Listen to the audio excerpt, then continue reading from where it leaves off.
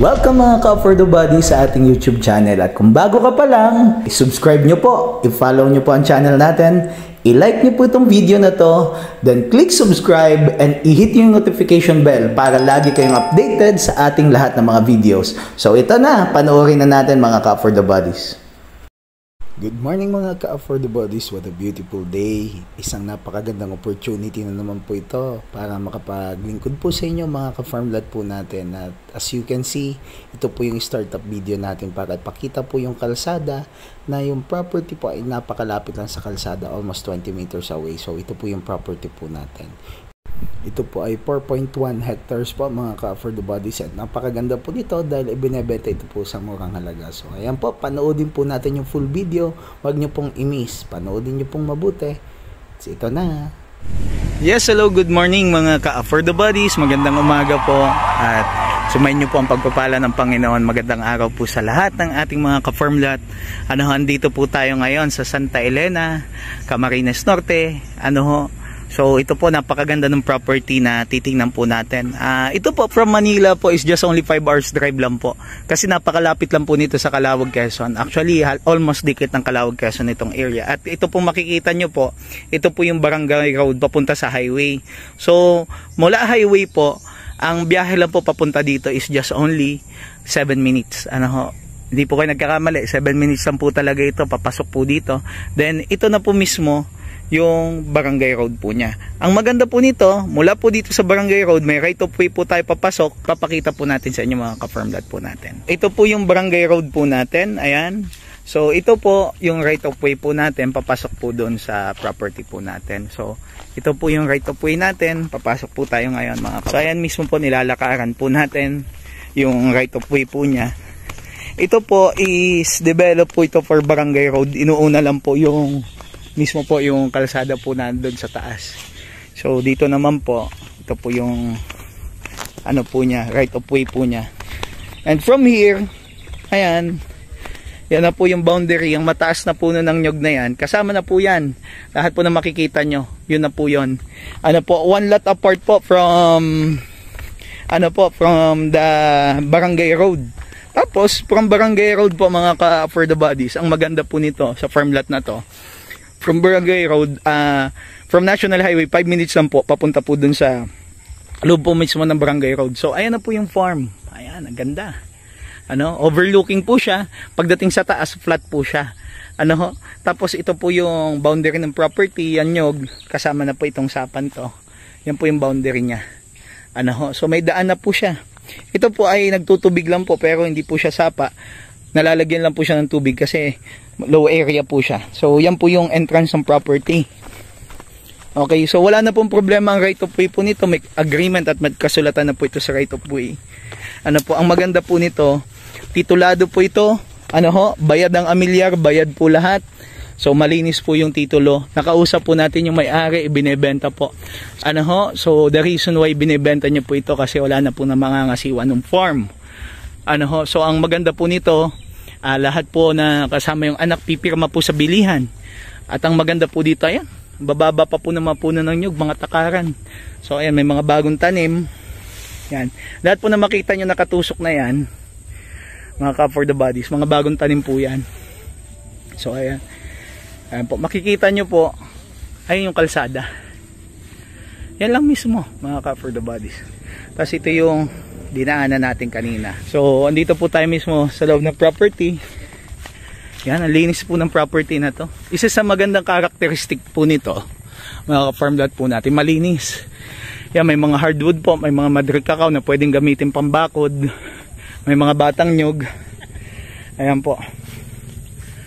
Okay.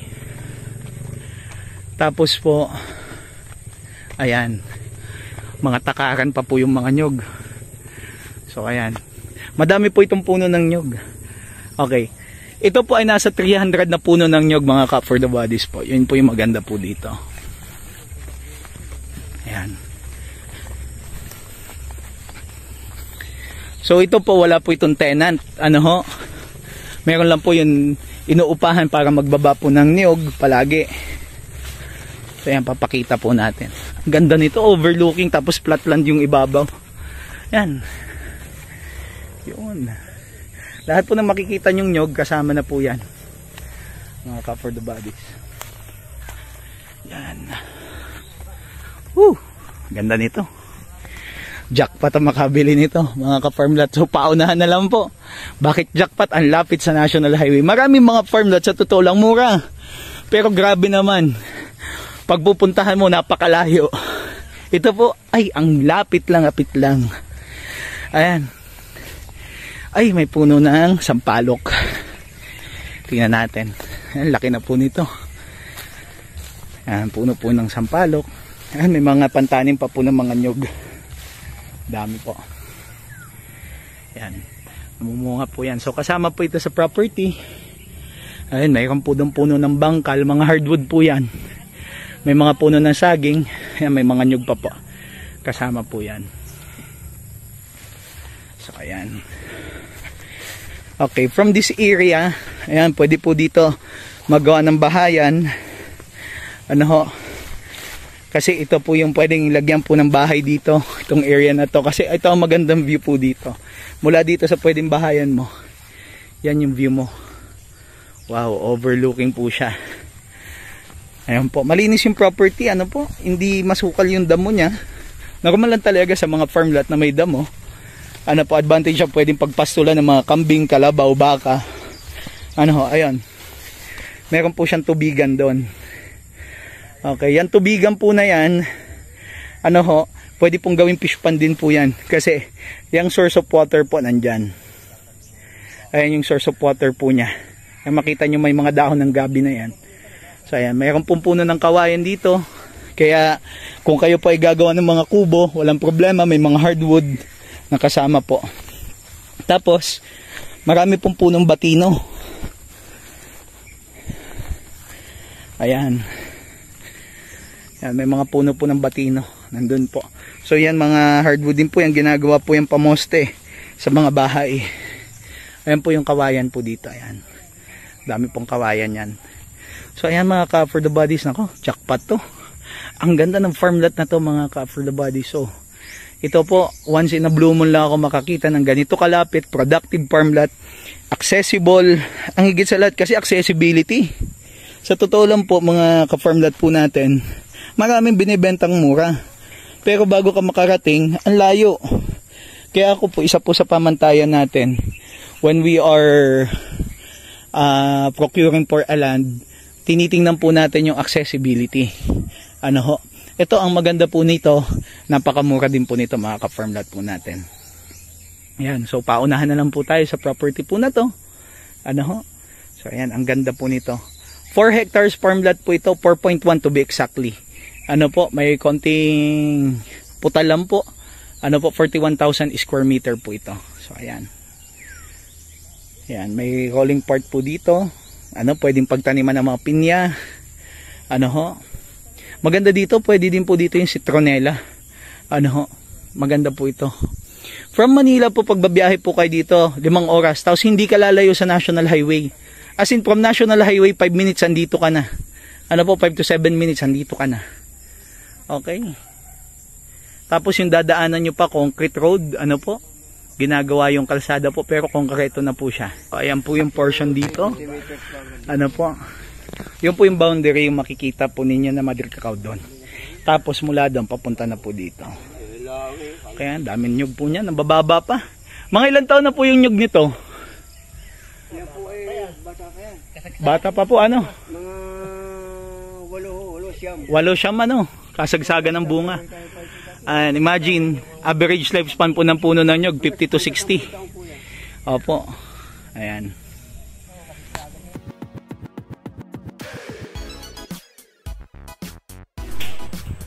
So ayan po mga ka-over the bodies, ayan po, nandito po tayo ngayon sa property po. Ito po yung mismong ano po yung water reservoir, yung tubigan po ng property. Ano po, so nandito po tayo nakaharap, so papunta po tayo ngayon dun sa likod ng property. Ito po yung hangganan niya sa likod. So yan pong area na yan na makikita po ninyo. Yan, pagdating po sa plot plan po na yan, iba na po may-ari niyan. So yan po yung hangganan niyan.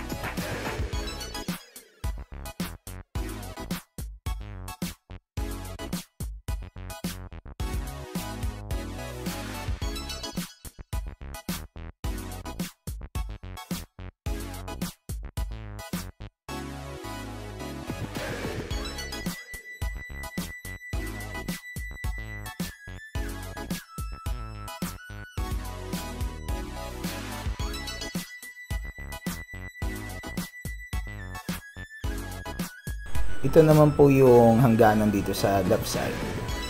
So ayan mga ka-farm lot po natin. Tapos ito po, we're facing towards the road na po ito.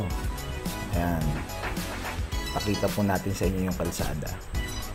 Ayan po, so makikita po natin, andyan na po yung barangay road at ito po yung right of way, and yan naman pong puting line po is yan po yung boundary mga ka-farm lot. So ayan po yung kalsada po natin. Ayan, yung makikita nyo po nandyan sa taas na portion. Ano ho, 20 meters lang po yan mula dun sa property po mismo. Tapos meron na pong easement sa right of way po yan. So talagang yun na po yung daanan niya. Ano ho, ang kausap pa po mismo natin dito nung pumunta po tayo, nakausap natin yung mismong may-ari po niyang dadaanan po, yung harap. Yan. Ito naman po yung papasok. Ito po yung mga nyugan niya po, mga ka-farm lot po natin, mga ka-for the bodies. Yan na po yung portion ng mga nyug niya. Kaya nandito po yung karamihan ng nyug sa right side po mga ka-farm lot. Ayan. So ito po yung property natin yan. Nandito po yung mga nyugan niya po. Ito yung vast na cocoland niya po. So dito po mismo yung mga niyog niya, yan mga ka-farm lot po natin. Yan po yung karamihan ng mga niyog niya mga ka-for the bodies. Then at the same time, ito po yung boundary dito sa right side. So ayan po mga ka-farm lot, nakita nyo po yung furniture po natin ngayon na property mga ka-for the bodies. Nagpapasalamat po tayo sa lahat po ng mga sumusuporta po sa atin, sa lahat ng nagmamahal, sa mga subscriber po natin. At ayan mga ka-for the bodies, hanggang dito na lamang po muli ang video po natin. Ano ho, sa mga interested po dito sa property, andyan po yung number natin sa upper right hand corner. Message or call nyo lang po kami at kami po yung nagpapasalamat sa inyo. Ano ho, kung hindi po ako makasagot, mag-iwan lang po kayo ng message po, babalikan ko po kayo. Mga ka-farm lot po natin, maraming salamat po sa inyo at tanging sa Diyos lamang ang kapurihan. Ano po, see you po sa ating next videos. Hanggang sa muli mga ka-for the bodies. Bye bye for now.